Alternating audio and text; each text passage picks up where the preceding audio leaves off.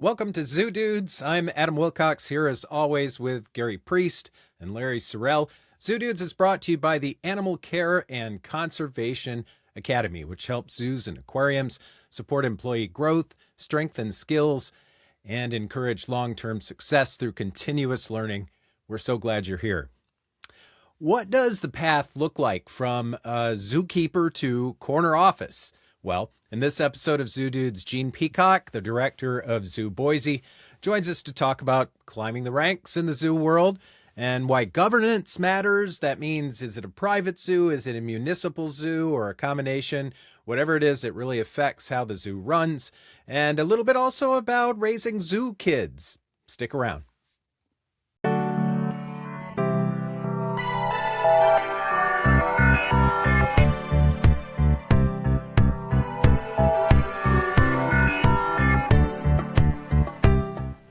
Hi, everybody. Welcome back to the Zoo Dudes podcast. I'm Adam Wilcox here, as always, with Gary Priest. Hi, Gary.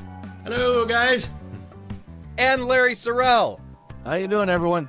Those guys are the Zoo Dudes. And our guest this week is Gene Peacock. And, Gene, I meant to make sure I had the name of your zoo right, and I forgot to ask, is it Zoo Boise? Boise Zoo? It is Zoo Boise. Yep. Zoo Boise. Idaho.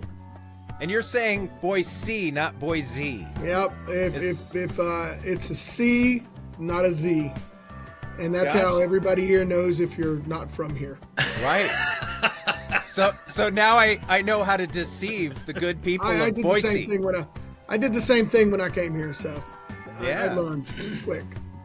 So I think when most of us think of Boise, we don't really think of anything in particular. It's like, where is that? Potatoes. Everybody goes potatoes. Yeah, potatoes are mountains. Yeah, potatoes are mountains. Potatoes, and then they go, is that Iowa or Ohio? I'm like, no, it's Idaho.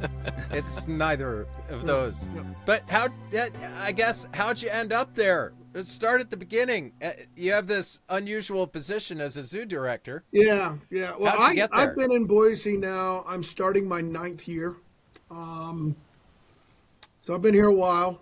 I was at another facility as the director, and my predecessor had been here 20 plus years and retired from here and moved on to other stuff, and I was lucky enough to come here.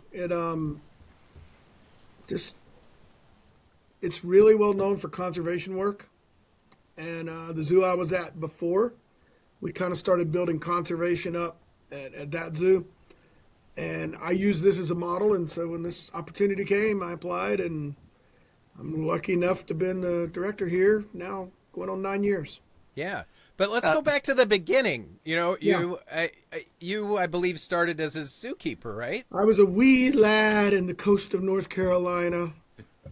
I'm originally from North Carolina, and I grew up in eastern North Carolina and spent my childhood growing up out on the coast. And so, anybody that grows up on the coast, you love sharks and everything like that. And I wanted to do marine biology. And then I saw Raiders of the Lost Ark and wanted to be an archaeologist. And I went to UNC Greensboro for my undergrad. I was studying anthropology because they had an archaeology department in there. And at the time it was called the Natural Science Center of Greensboro. It's now just called the Greensboro Science Center. I got a job as a weekend part-time zookeeper while I was in college, and went from a weekend part-time zookeeper to like full-time summer seasonal to working full-time. And then when I graduated, I ended up as a zookeeper up until about 2004. Yeah, so that was in the late 80s, mid-late 80s. Was it the kind of thing where this opportunity dropped out of nowhere and you're like, sure, I'll go be a zookeeper? Pretty much. It wasn't like you grew up thinking, no, I'm I not want to be a one of those zookeeper. that grew up and said, I want to be a zookeeper my whole life. I mean, people do, but the reality of it back then is it was not quite as a glamorous job as it's viewed at now. It's not changed a whole lot, but it's just viewed differently. And so I just kind of fell into it. I mean, my first interview, do you mind working outside? Do you mind working in the rain and the snow and the cold and the heat? And do you mind cleaning up after the animals and feeding them? And I was like, yeah, I'm fine with all that.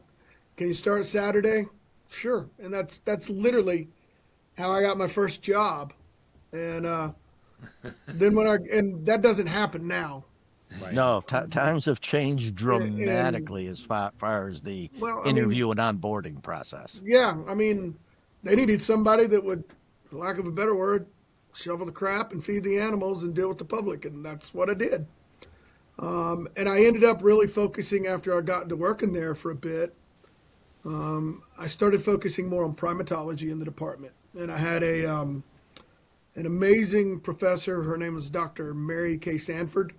She's now retired and lives in Washington State, and I stay in touch with her.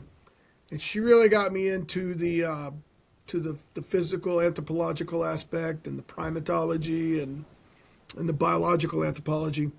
And so when I graduated in early 90s, I ended up at Knoxville Zoo briefly and just kind of bounced around as a zookeeper, working my way up for a number of years.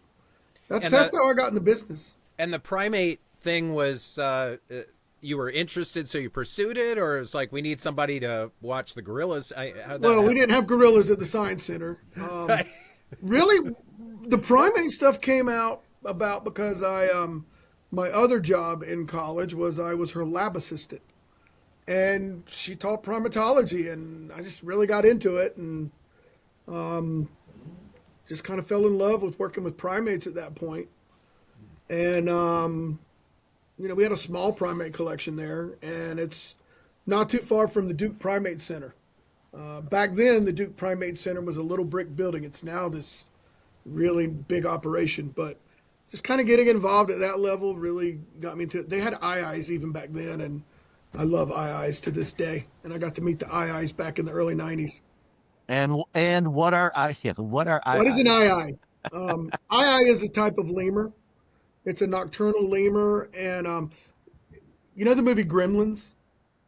If you take what a gremlin looks like after you put water on it, that's what an eye looks like. But they also, it's highly inappropriate, but they have long middle fingers. And they'll go up to trees and they'll like dig their middle fingers in the trees like this and get insects and everything out and eat them. And they're just really cool. And back then they were the only place that had them. And so I just got into primates, and then I was at Knoxville Zoo, and I started off there with gorillas and chimps and everything there. And at that time, when I was at Knoxville, I was a primate keeper, but we also had mountain lions, and we also had black bear and red pandas. And I learned more about red pandas than I ever knew I would learn. Then we had a bunch of them.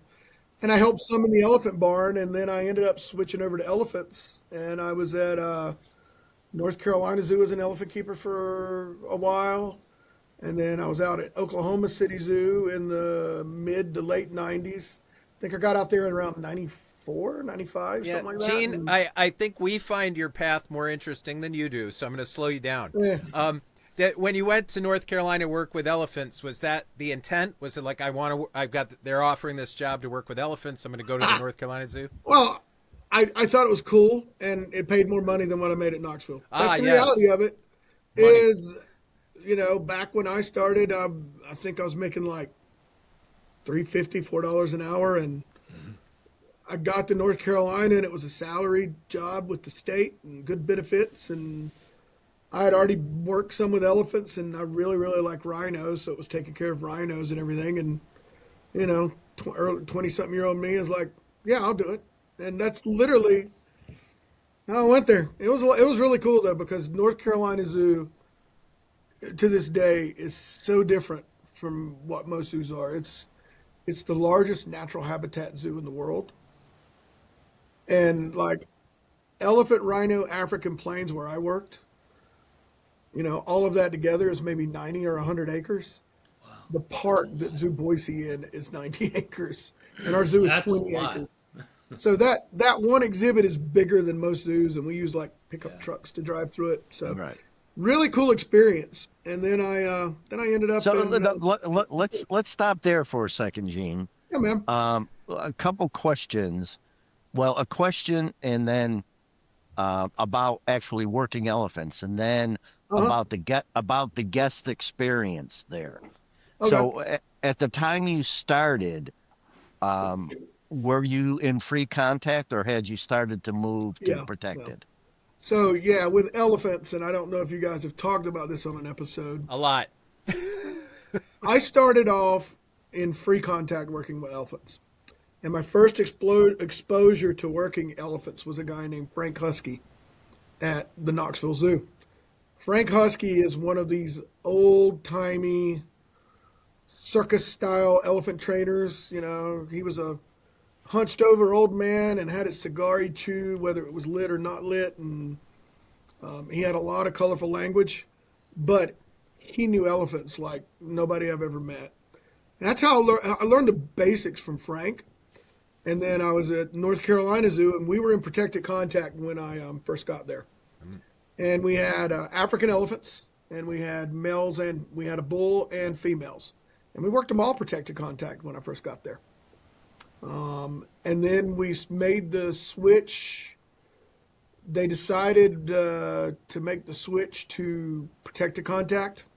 And I was at North Carolina Zoo during that switch. And it was interesting. I mean, I was in my mid 20s and thought I knew more than everybody else, like most 20-year-olds do. And I learned a lot. And looking back on it, I learned a lot of skills, and it was just really cool.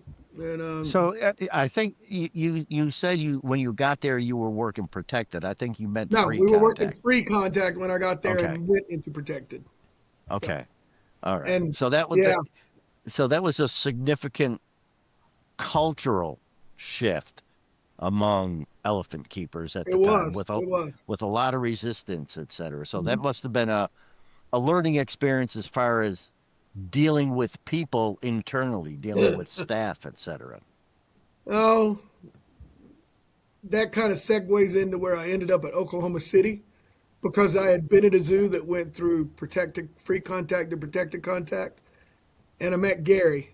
And yeah, I was not afraid to express my views on it. But I was also at Oklahoma City because they were going through the transition, and I had worked through one of those transitions. Right. Right. And I had learned, I'd learned operant conditioning training through a person, Gary, and I know mutually. But then Gary kind of dove into the mechanics of it. And I see the benefits and minuses out of both. If working in free contact, and that's how I started, I love it. But if you're not the right type of person and you're there long enough to develop the proper relationship with the elephants and the dynamics, somebody's going to get killed. Right. And that's a reason the protected contact movement came up, because just the nature of zoos, as we all know, is, and I'm an example of it. You would go from one place to another place to work your way up, whether it's for a position or a title or whatever, and you ended up not having that consistency in elephant departments, which led Right. to problems, and it led to protected contacts coming about. All right. And it's opened the door to a lot more people to be able to work with elephants, which as the industry's grown, I think that's not a bad thing. Do you miss some elements of what you could do protected contact? Sure, but a good person that can troubleshoot can figure out a way to do just about anything you could do in free Yeah. contact. So the other piece that I wanted to ask you about, because I've never worked at a place that was giant like North Oh Carolina. yeah, it's big. One of the challenges, and I visited North Carolina a couple times, Hmm. and any large, even the San Diego Zoo Safari Park now, Hmm. when you have those huge habitats from the guest side, the thought processes, oh God, the animals must love it. They have all this room to wander, and isn't that wonderful? But then when the guest gets there and the elephants or whoever are at the back of the habitat or behind trees or Yeah. whatever, and what you see is grass and a bunch of trees and no animals, how do you What was your experience in dealing with that with the public?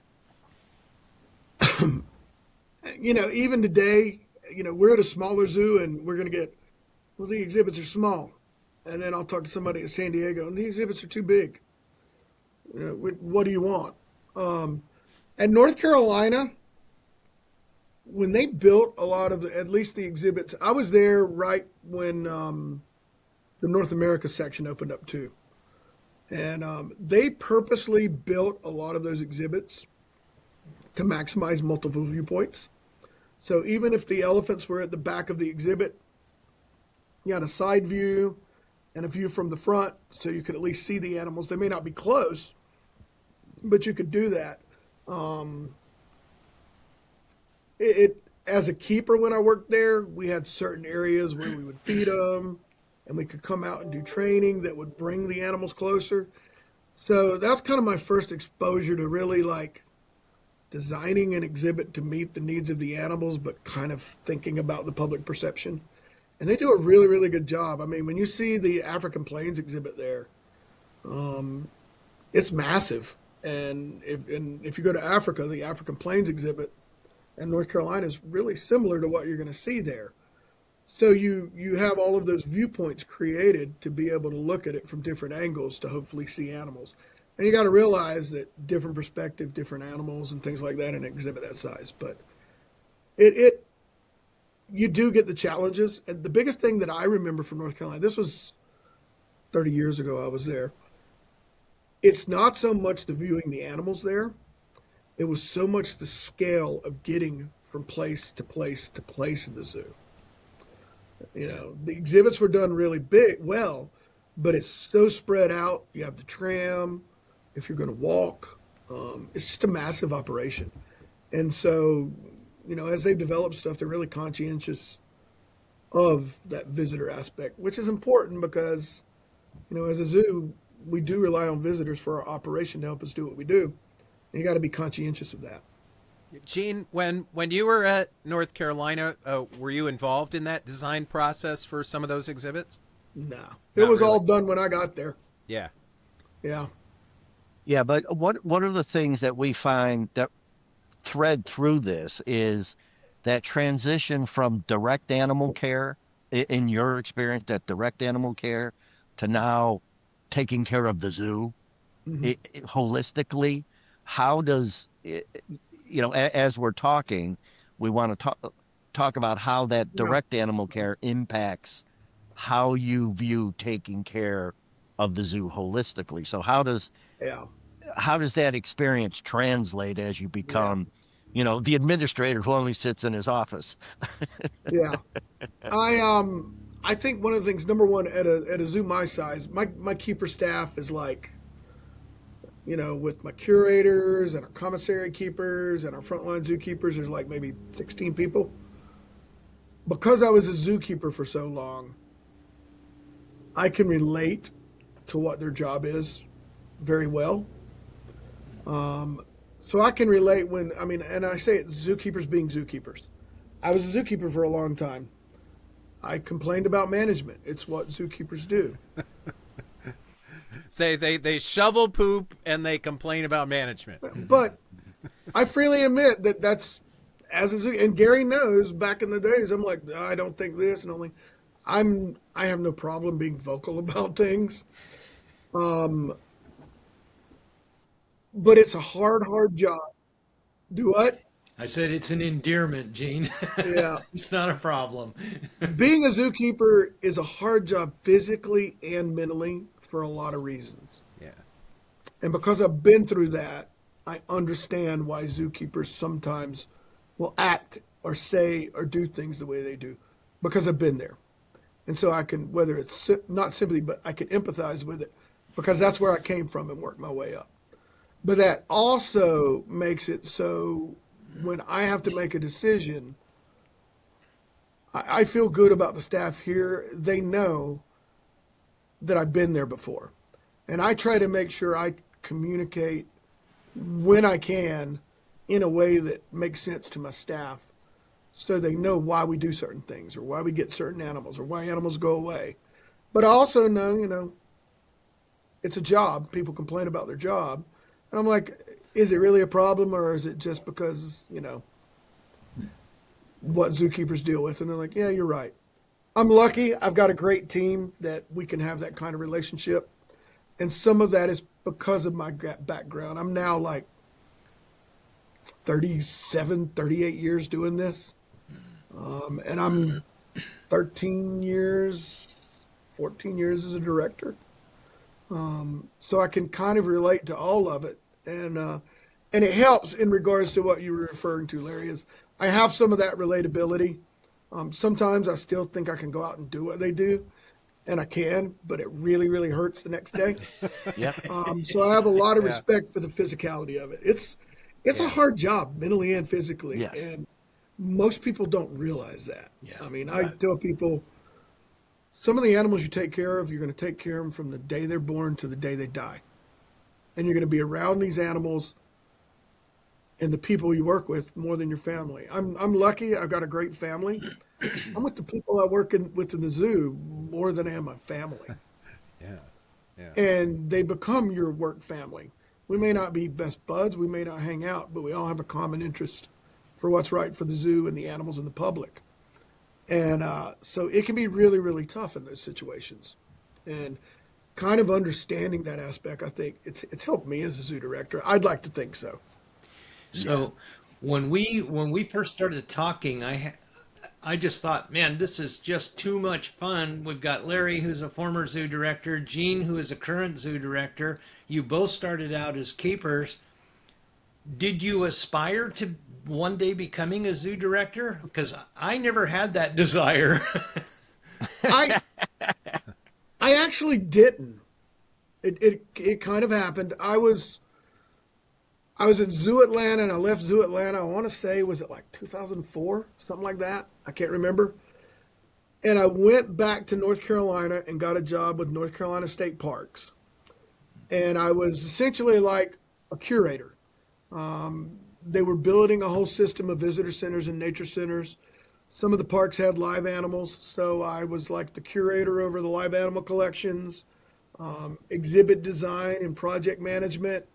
And then by default, I ended up like overseeing educational training and public programming. And so I got really well rounded there.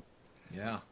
And how I became a zoo director was that I was at a I think it's called the Southeastern States State Park Conference.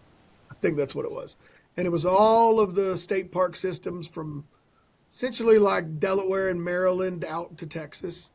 And we were hosting it at Fort Macon State Park, which is a great park if you ever get to visit it. And the folks from Delaware State Parks were there, and they're like, we now have a zoo, and the zoo director is retiring. And, you work in park systems and understand park systems now at this point for 10 years, and you've been an animal curator for 10 years, and you have a zoo experience. Would you be interested in being a zoo director? And I'm like, I don't know. What does it pay? What's it pay? I'm sorry. Anybody who says it's not about money is like, you want to get paid for what you do. It's just the truth. And so I went up and I interviewed with them, and it was at the Brandywine Zoo in Wilmington, Delaware. About a little 4 or 5 acre zoo right there in downtown Wilmington. And in 2012, maybe it was early 2013, late 2012, I went up there and took over as director from lady Nancy Falasco, who had been director for 30 some years. Yeah. And she was like, I'm ready to step aside. Somebody needs to take over and do something with it. I was there from 2013 until I came here in 2018. And we just kind of started updating operations, and my main thing was I worked with kind of blending the zoo into being a part of the state park system.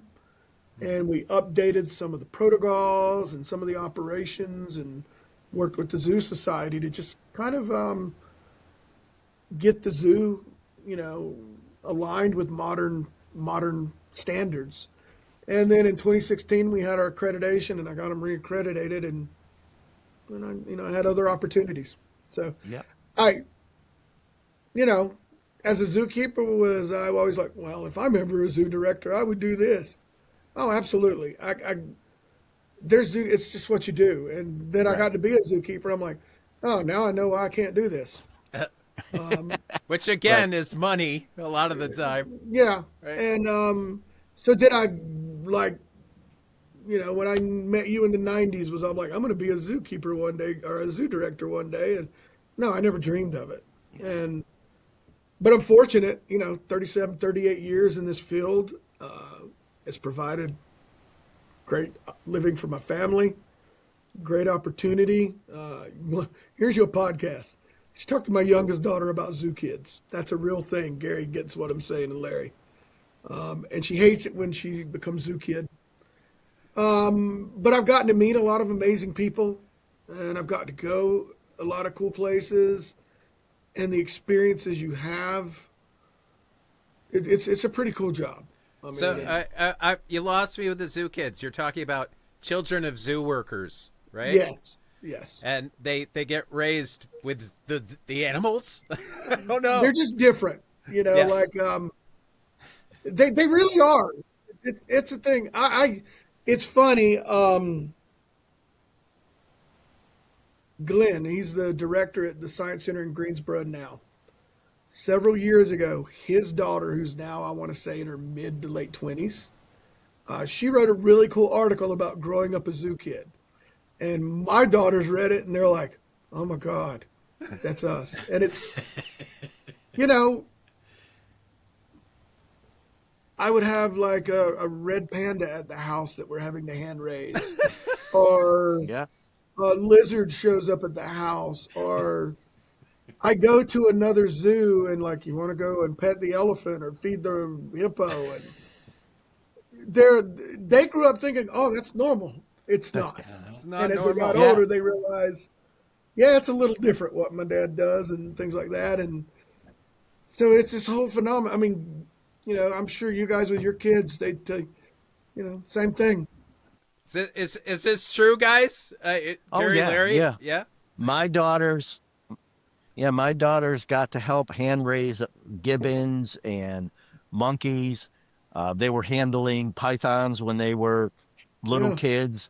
My youngest daughter got peed on by a koala as we were saying goodbye. that's a badge of honor. Yeah, I mean and they just took it in stride. It's just what we Yeah, do. When I was at Glen Oak Zoo, we had a monthly, I think it was, education program on TV.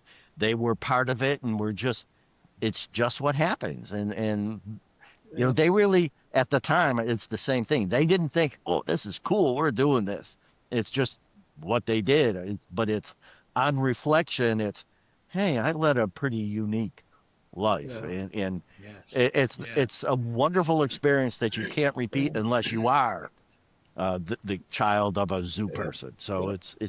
it's fun. Yeah. My youngest daughter, I remember when I was at Brandywine Zoo, and she was in like maybe first or second grade, and we had this little fenced off area we would do programs with, and our assistant education curator was there, and my youngest daughter was there with her, and my youngest daughter was doing a program with, let's say it was an armadillo or a ferret, and I'm like, why is she doing it? I'm like, well, she just came over and took over and did it, and I'm like, you can tell her no.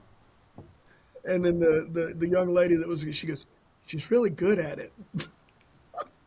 And so she did, yeah, just things like that. Or we were doing a red panda encounter here, and one of the employees got to go in with the red panda to feed the red panda. And my youngest daughter, Sadie, she went in with them, and they're like, "Isn't this cool?" She goes, "Oh, I've done this before. Just I'm in here with a red panda feeding her," and she's like, "Yeah, no big deal." Wow. And it's a zookeeper phenomena, and there's somebody that's like a sociologist or an anthropologist. There's you a dissertation right there. I'm just giving an idea. It would be a Yeah, great study. it's a different life. It's a different It's life. just it's a different life, and when they grow up, they're their own person, but they got this view of the world. And both of my daughters understand how things are connected, and and they realize now that those experiences are unique. Yeah, the other thing that Yeah, the other thing that at least my daughters experienced, I Gary's family, I don't believe experienced this, but yours and mine did, Gene, and that moving around the country, that Yeah. dislocation, Yeah. Bit like being a is military family, It's yeah, very you much know? it, like it's tough, and yeah. it's hard for them to do it, especially as young children. Mhm. But once they become adults, it's hey, that diversity of experience, meeting new people, meeting new cities, Yeah. different cultures, different Yeah. way of life, especially as far as we moved. We were in multiple corners of the country. Yeah. Same Um, here.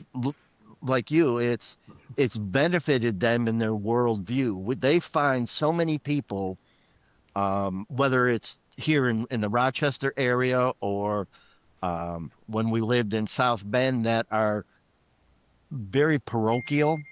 Yeah. They don't have a broad experience of the world that they just grew up with, knowing there's different people, there's different attitudes, and I Mhm. think it's really framed them being better adults. Not Yeah. in a, and I don't mean that in a negative way for people Right. who haven't moved around, but it's given them a broader experience in being able to handle different people, different attitudes, different things.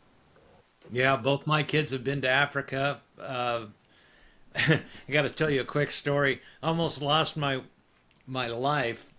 We were hand rearing some mountain lions, baby mountain lions. They still had spots, and they were going to be ambassador animals, and they needed 24-hour care. And so, I was a department head, so I said I'll go ahead and take them home.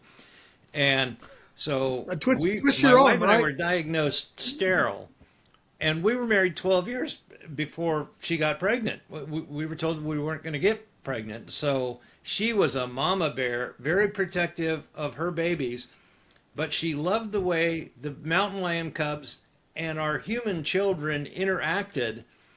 And when she almost killed me is when the cubs were rolling around playing with the kids and then would kick two or three times with the rear legs. We all know what that is, and so I Yeah. mentioned the natural history is they're practicing disemboweling a prey animal that they're going to eat. It was science. My wife didn't appreciate it at all, and the mountain lions She went back to the zoo. didn't like the idea of disemboweling your children.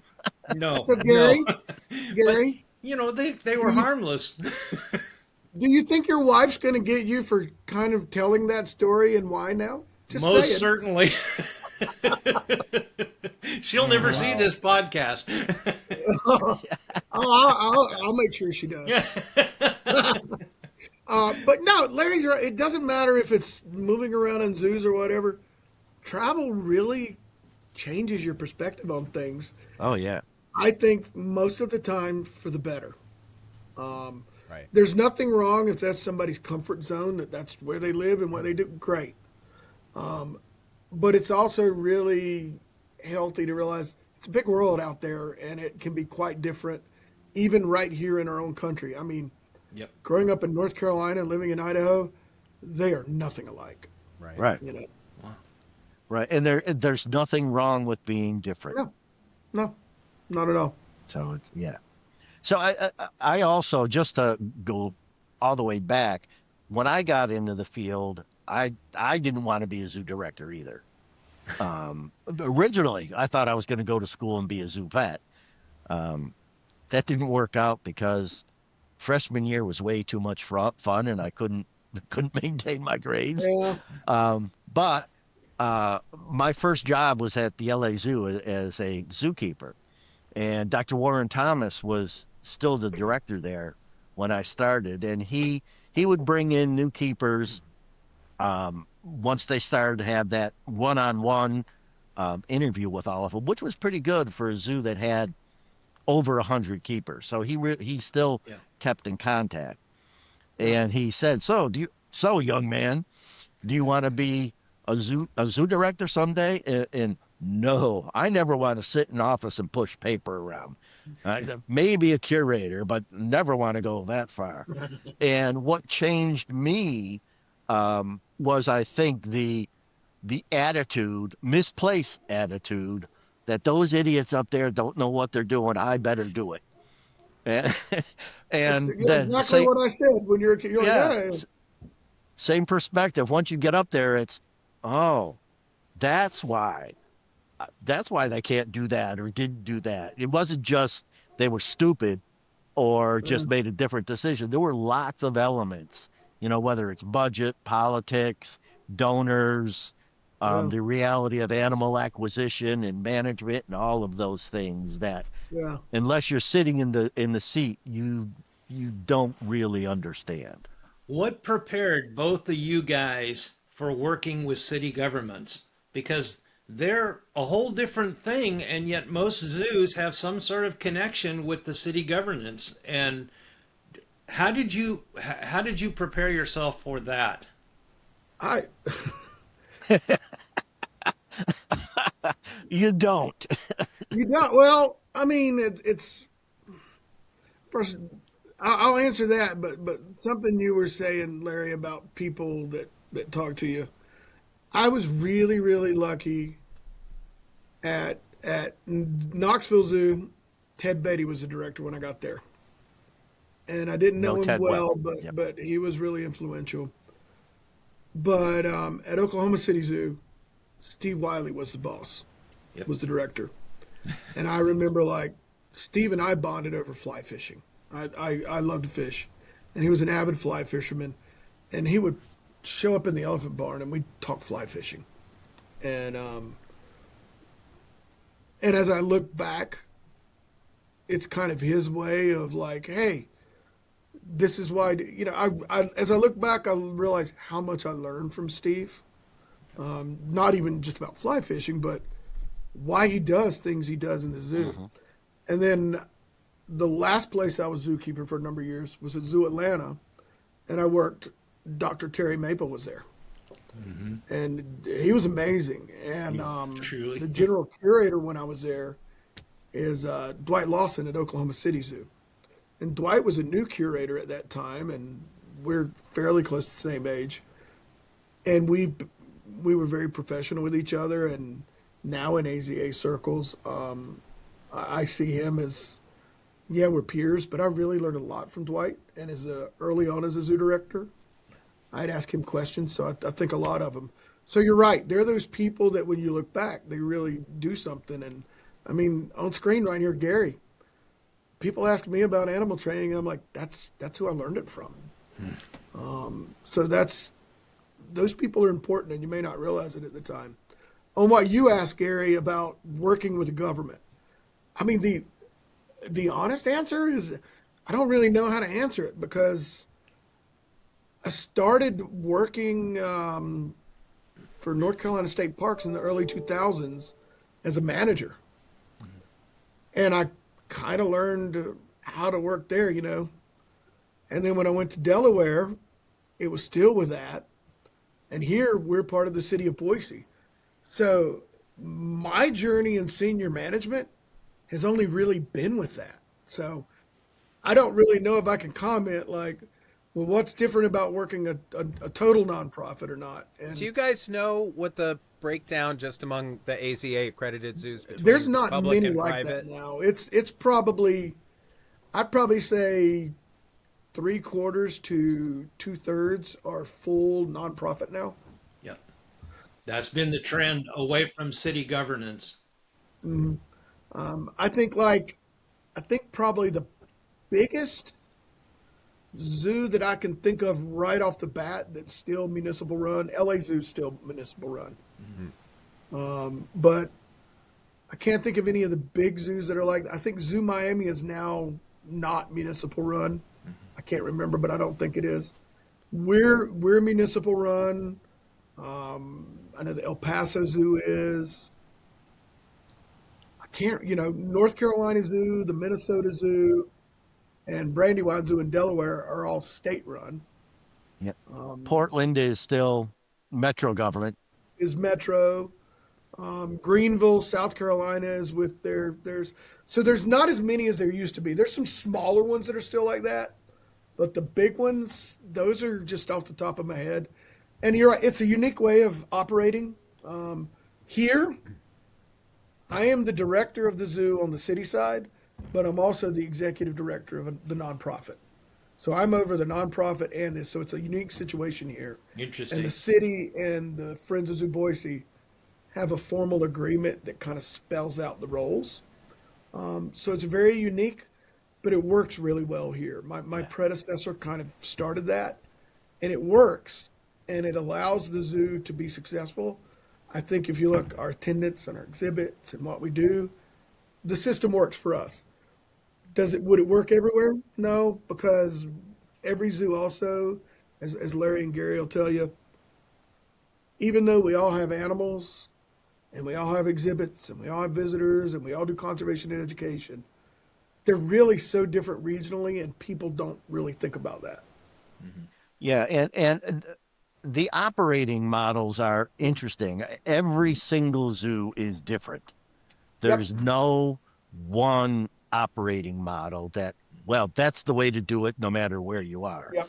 Because you have the full Philadelphia, for example, full nonprofit. They, at least the last time I knew, in the last few years, they received no municipal support, zero. They raise all their money through other means. Then you have, direct city operated Boise. You have a metro government, Portland. Mm-hmm. You have something like Lincoln Park in Zoo. Chicago. Yeah. Lincoln Park in Chicago, that's managed by the nonprofit, but receives significant funding from the Lincoln Park Park District. And that's actually quite common now. Yeah, receiving municipal support, but how that money, what strings come with that municipal money varies all over the place. Yeah. So that could be a whole topic for another podcast. How do you operate, and why is it good? Why is it bad? And it also personalities, especially when it's government run or heavily supported with the nonprofit. Is it the same director of both, or is it two different directors, and do they see eye to eye, and do they get along, or is it a tension-filled experience with slightly different agendas? So it's a miasma of interesting operating models. I get along very well with the nonprofit director here. Just saying. Because you building are off what you said, but building off what you said is I'm not going to be able to raise the money that a San Diego or a Chicago or a New York is going to raise, but I am going to be able to do things. Idaho Falls is another AZA zoo. Great partners, great friends with the folks there, but I'm in Boise, and our metro area is pushing 1 million people, and Idaho Falls is maybe 75,000. So you've got your population base plays into how that happens. Even if it's government run, you've got your state rules, your local rules. It's also varied. But then you get into accreditation. One of the things that I think about as I operate is, Gary was at San Diego. I know a lot of people there. It's an amazing place. I got a lot of good friends. If somebody's only ever worked at San Diego Zoo, they are going to not be able to relate to how I have to operate things in Boise, Idaho. Right. Both the scale, but the climate. And by scale, the metropolitan area, the size of my zoo, my budget. But Idaho is a lot different than San Diego. And so you have to think about those things. And a cold weather zoo is going to operate different from a warm weather zoo. A smaller zoo is going to operate different from a bigger zoo. A municipal zoo is going to be different than a nonprofit zoo. So, guys, with the municipal zoos that you've worked in, Larry and Gene, Do you have to deal with administration changes? Does that Oh yeah. have you had situations where the administration Oh yeah. changes Yeah. and the new mayor is an ass or whatever? Well, I'm going to go on record and say we have a great mayor. And I'm not saying that, Well but played, Gene. our mayor, I went through an administration change. The mayor before our current mayor, he was great. And our current mayor, she's been wonderful. I'm lucky in that both administrations and our city council are very, very supportive of the zoo and what we're doing. And they see Zoo Boise as an amenity for the community. And so they do things to keep the price artificially lowered so the zoo is accessible to people. Right. And then they buy into it. Friends of Zoo Boise has the conservation fund. And we give about 12% of our revenue every year to conservation projects globally. That's great. Now, if you take the dollar wise, we're not San Diego, we're not Wildlife Conservation Society, we're not Disney, and they're all great, but our little zoo gives roughly 12% to conservation every year. And it's over my 9 years here, we're at like $4 or $5 million. And when you've got a $5 million budget annually, it's a big deal. Oh, yeah. But our city council and our mayor agree to give it's the Quarters for Conservation. A part of your admission goes to conservation. That actually started here back in 2007, 2008, and it was 25 cents of every admission. As of this October, city council, it's $15 to get in Zoo Boise, which is cheaper than a movie, and $1 of every admission goes directly into the conservation fund, and that's the city supporting it. So we're really, really lucky here in that we can do that. And That's great. I realize I'm fortunate to be in that situation. Yeah. So Yeah. With change of administration, and I think Gene would agree, I think part of your role as a zoo director is to make sure that the administration understands what the zoo is. I've been through multiple changes, not just one, and their interest ebbs and wanes. But your role as the head of the zoo is an important role, is to have those conversations and have those educational meetings and cultivation meetings, etc., with not just the mayor in a municipal situation, not just the mayor, but maybe the county executive or equivalent, with whatever the governing board is, city council, county legislature, whatever, all the way up through state representatives, etc. That's a significant part of what you have to do as the director. And I think having been a keeper gives one an advantage in being able to talk passionately about the animal care and the education and the conservation, as opposed to having come through other paths to get to be zoo director. I think you have a more grounded, more intense zoo experience in many ways. Not to discount anybody else. That's never the point. But I think, at least for me, having that direct exposure to the unpleasant side of what a zoo really means to operate. You are shoveling smelly stuff and sweating outside in the heat or freezing your butt off in the winter.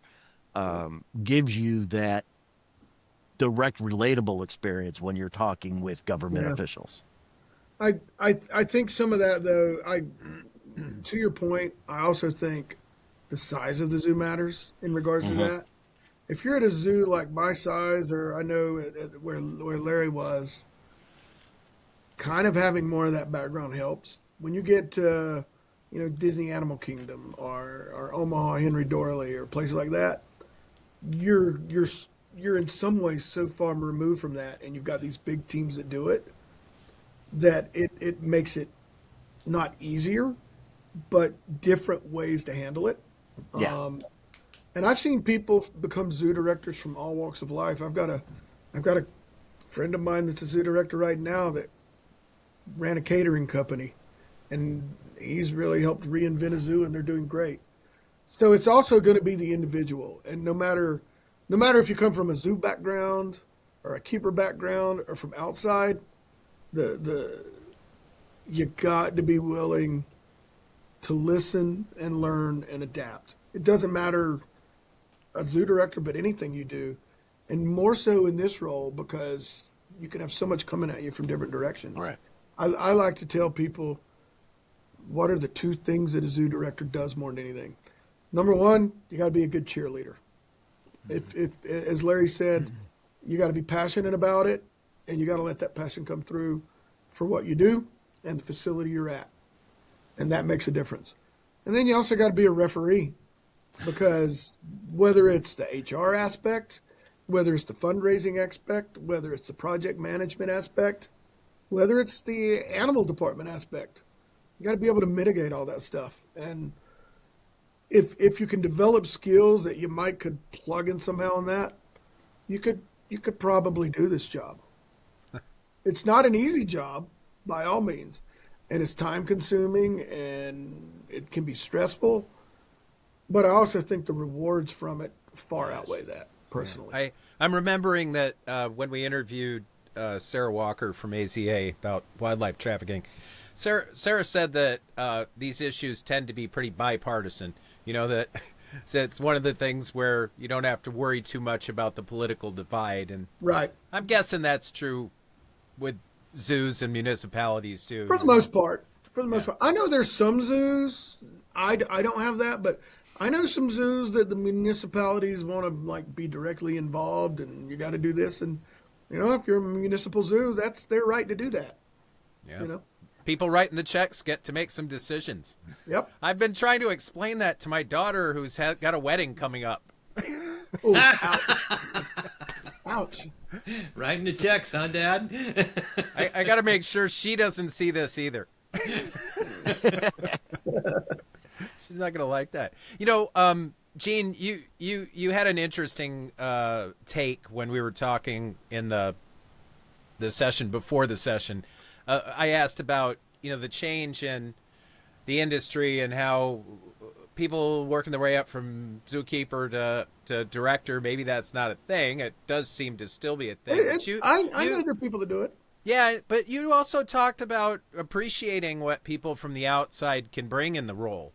And yeah. I thought that was interesting. Yeah, I've learned a lot from, even as a director. It's kind of funny. I remember, like, we have these things called director policy conferences, and I remember my first one back when, you know, Larry was like the old seasoned zoo director, and I'm this new guy, and I'm like, geez, and now here I am 13, 14 years later, and I can think of maybe 10 or 12 people that have been directors longer than me now.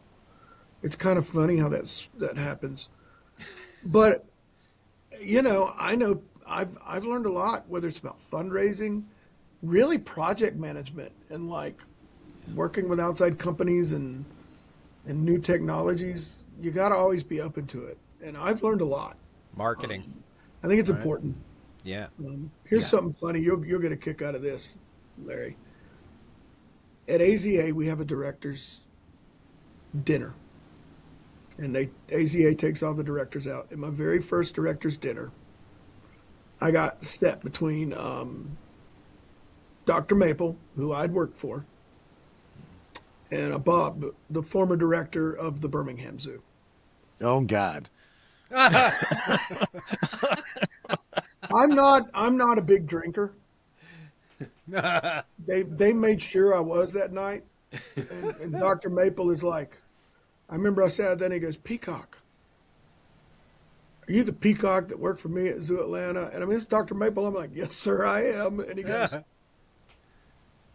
you were an elephant keeper, right? I'm like, yes, sir. And he goes, explicative. what are we going to do now? My elephant keepers are now becoming zoo directors. And but from the moment I became a zoo director, he would email me, he would call me and ask me if I needed anything. He was amazing. And Gene, yeah, I think he you're a did free. I think you're a free contact zoo director. well. Dr. Maple didn't come from the zoo industry though. He was a professor at a university and brought that knowledge in there. So Yeah, he that's was kind an of academic. is he wasn't a person that came up in zoos. He was a primatologist from Emory University. And that's how he came over to reinvent Zoo Atlanta. I was born Yeah, there, he by the way. At Emory University, Hospital, yeah. not in the yeah. primatology department. Not in the primatology department. You're Yeah, primate. I've known It's a Dr. relation. Maple. I've known Dr. Maple since he started at Zoo Atlanta. We didn't always see eye to eye, which is not unusual among zoo directors. Um, but I remember the conversations about the approach to the grade 8 piece, which was the anchor to Mm-hmm. transitioning Zoo Atlanta from one of the Mm-hmm. 10 worst zoos of the country to Yes. now one of the, I would say, probably among the top 10 or 20 zoos in the world Mm-hmm. as far Wow. as um, everything about operating a Yeah. zoo. But the whole grade 8 piece came out of his academic studies, Yeah. but he had the ability, the personality, and the humility to talk to people in the profession. And how do you actually translate this academic thought process into really practical, applicable Mm-hmm. pieces? And that was probably, in my estimation, one of his greatest assets. Yeah. You know, Gene, Yeah. And that's we're starting to run short on time here, which yeah. happens to us. We start talking and it's been an hour. But I wanted to at least touch on before we let you go, talking about new people in the industry, how Yeah. they come in, how they get trained. What are you looking for when you're hiring people, and how do you bring people along in their careers? So we're very fortunate here at Zoo Boise. I'm trying to think of a good way to word it. We're not really a starter zoo, so to speak. We don't hire a lot of weekend keepers or a lot of seasonal keepers because I have the luxury. I hire full time keepers, and we use very few interns to do the labor because I'm just in a place where I can have a staff like that. For somebody that wants to break in first in zoos, it's become so specialized. Just the knowledge base and the training base and the enrichment space and the observational skills. Yeah, you're still ultimately your main job is cleaning up after the animals and feeding the animals, but it's a lot more specialized than it used to be. So number one, get some kind of degree. You know, whether it's like mine's all in anthropology and primatology. Like I went to grad school after I left and studied, primates and all of that. But it gets some kind of degree. Get some practical hands-on experience at a zoo near you, whether you're volunteering or whether you're interning. Here, when we open up a zookeeper position, I might get 100 to 300 applicants. Wow. And because we actually pay pretty well for a starting salary, and the city of Boise, which our keepers are city employees, has really, really, really good benefits, both the insurance, retirement, everything. So I kind of have the luxury here, or my curatorial team does. We can get some of those people that have been in those seasonal roles or other zoo roles and want to move up with a little more responsibility and a little more money and a better situation. So we're kind of a stepping stone zoo, but it's not an entry level position, and it's people come. We just have that luxury. That's how we can hire. But we've also got some folks. I know of at least a couple of keepers. One of them was directly a volunteer, and really integrated well with the staff and did a great interview. But this person also, had a degree in animal science and everything. And so we brought them on. So that's a part of it. Another part of it is sometimes it's just sheer luck being in the right place at the right time to get that first job. It really is. Even back in my case, a little unique because it wasn't the demand, but right place at the right time. People are going to do internships. They're going to do the degrees. You're going to have to get a part-time job. The reality of the industry is still, as Larry alluded to, is you're going to have to work somewhere, then you're going to have to move somewhere, and then you're going to have to move somewhere. That's just kind of the way the industry works. Right. Yeah. And if you want to get in it and be a lifer in it, you're going to have to be willing to do it. You'll see people after that 5 to 6 year mark, they don't want to move somewhere else. They want to have their weekends or they want better pay. That's okay. It's okay to do it for a while and say, I'm ready to do something else. And when I have staff do that, I'm like, I'm here if you need me. It's all cool. Yeah. I understand. And then you have those people that, like the three of us, that never go away. And end up doing podcasts on the yesteryears and all that. But so we just kind of have that luxury in our situation. So it's unique, and I'm fortunate. But like at Brandywine Zoo when I was there, I was hiring people right out of college, getting them their experience, and everybody's got to start somewhere. Right. So I'm going to do a little shameless plug. The Animal Care and Conservation Academy, which is what CipherWorks does. Yep. And I was involved with the beginning of the company way back when.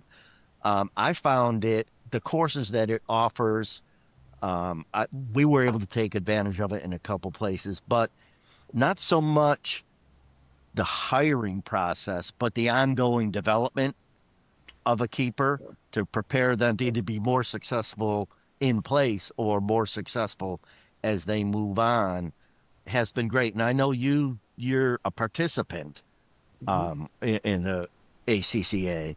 How do you approach that with your staff? Is it you will do this or is it voluntary? It's professional development. You want everybody to get professional development. Everybody can't go to a conference. Everybody can't go to a training. It's just not affordable. What's really cool about systems like this is, number one, we can schedule it around their days. Yep. Number two, we can make it available to all of our staff. Yep. So there's certain aspects that we require. Some things, I don't care if you're the deputy director, development person, an education person, we make them do it. And then with the keepers and some of that crew, it's required. It's just good onboarding for these people. And I know my general curator, Melissa, some of them every year, every couple of years, they have to redo them every year because the content changes. So it's invaluable.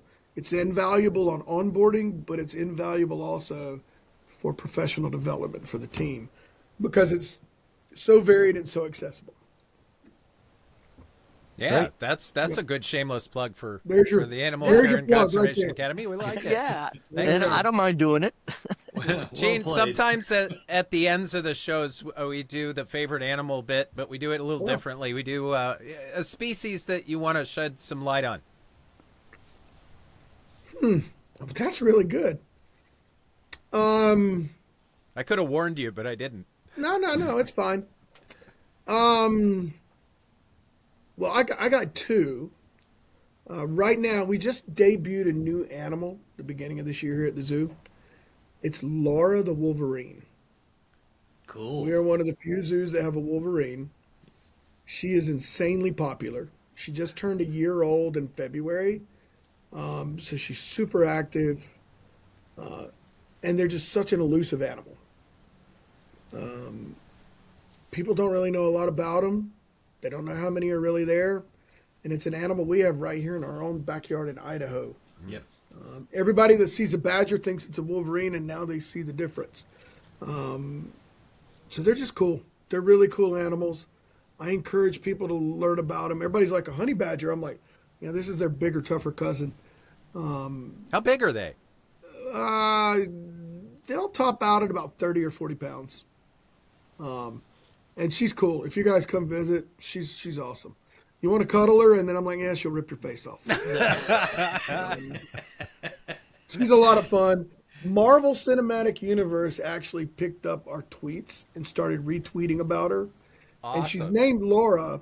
She's named after the character from the Logan movie that played Logan's daughter. It's an actress named Daphne Keene. Yes. And so we had a donor that's big into that stuff, named her after that character. And so Marvel Universe picked up, and I met people from I met somebody from like Detroit and somebody from Pittsburgh that came here to see her. And I'm like, they got Wolverines at this zoo. Yeah, but this one Marvel retweeted. So it's really cool because it's bringing Wolverines to a light. It's a really unique animal that not a lot's known about. So first Wolverines.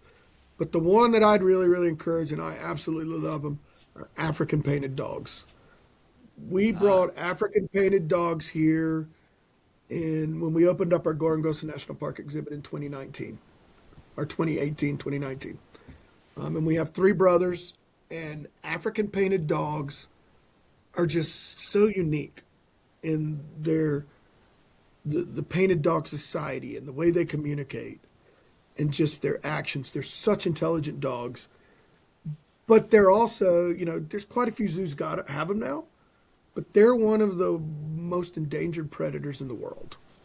And so us having them here and them being ambassadors for their species, but also Gorongosa, is really, really important to us. And What cool. what was that? They're an ambassador for their species. The name of the explain the name of the national Gorongosa park. National Park is in Mozambique. We actually are one of the few zoos that have an entire exhibit dedicated to a specific national park that is our primary conservation partner. We actually helped establish in 2007, when the Gorongosa Restoration Project was established, the Zoo Boise Conservation Fund bought the trail cams to start everything off. And now it's probably one of the most successful rebirths anywhere in Africa. It's really about making the park sustainable and giving careers to the people that live in and around the park and bringing back the wildlife. If you go online, there's all kinds of stuff about it. The gentleman who started it is a guy, Greg Carr. He's a native Idahoan. And he started that project, and with his own money and his time, has helped rebuild this park. And the idea to conceive the exhibit to link Idaho to Gorongosa came from Greg and my predecessor, Steve Burns. And it's just kind of snowballed from there.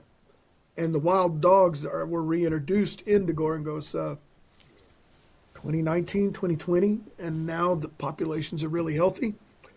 And they're just great because they tell the story of Gorongosa, but you've got an apex predator that's critically endangered and going away. Not only is it they're being killed, they're being hit by the expanding road networks, but their territory has become fragmented. And so, they're a great species to highlight. And AZA has a great safe program on African painted dogs. We work with Gorongosa on painted dogs, the Painted Dog Research Trust. So there's an animal, Wolverines are cool. Painted dogs are awesome. And I would encourage people to really, really, explore that species.